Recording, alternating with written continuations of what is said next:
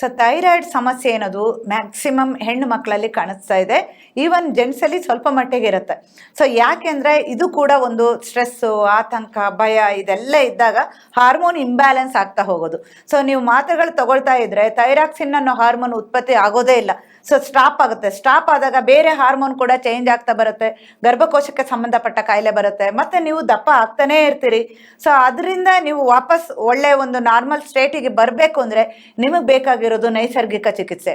So ಇದರಲ್ಲಿ ಕೆಲವೊಂದು massage ಹೇಳ್ತೀನಿ ನಾನು. ಈ ಮಧ್ಯ ಮುಟ್ಟಬಾರ್ದು, ಆಚೆ ಈಚೆ ಈ ಪಕ್ಕ ಇರುತ್ತಲ್ವಾ, ಇಲ್ಲಿ ಅಪ್ವರ್ಡ್ ಮೂಮೆಂಟಲ್ಲಿ ಕೊಬ್ಬರಿ ಎಣ್ಣೆನ ತಗೊಂಡು ನೀವು ಪ್ರತಿನಿತ್ಯ ಮಸಾಜ್ ಮಾಡ್ತಾ ಹೋಗಬೇಕು.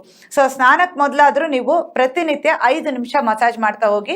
ಹಾಗೇನೆ ಶಂಖ ಮುದ್ರ, ಇದು ಕೂಡ ತುಂಬಾ ವಂಡರ್ಫುಲ್ ಮುದ್ರ. ಇದು ಕೂಡ ನಿಮ್ಮ ಥೈರಾಯ್ಡ್ ಎಷ್ಟೇ ಪ್ರಾಬ್ಲಮ್ ಇದ್ರೂ ಕೂಡ ಸಾಲ್ವ್ ಆಗ್ತಾ ಹೋಗುತ್ತೆ.